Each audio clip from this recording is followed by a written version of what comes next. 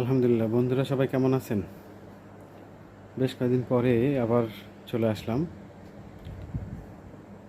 আমাদের মূলত উচিত কি? উচিত হলো যে আমাদের ভালো কাজগুলো করা বা ভালো কথা বলা, পরামর্শ দেওয়া বা যেকোনো বিষয়ের একটা ভালো পরিস্থিতি সৃষ্টির জন্য যে কাজগুলো আছে সেগুলো আসলে থামিয়ে না দেওয়া।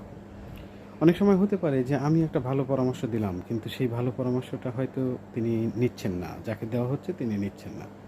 এতে আসলে মন খারাপের কিছু নাই। এমন হতে পারে যে উনি নিচ্ছেন না, ঠিক আছে।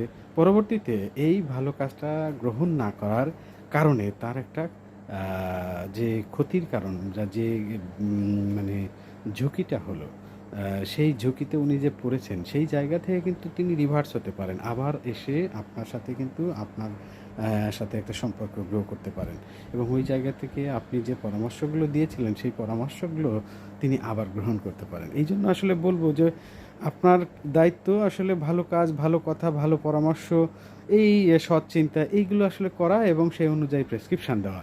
এখন যাকে দিচ্ছেন তিনিই হচ্ছে গ্রহণ করার মালিক এবং না করার মালিক।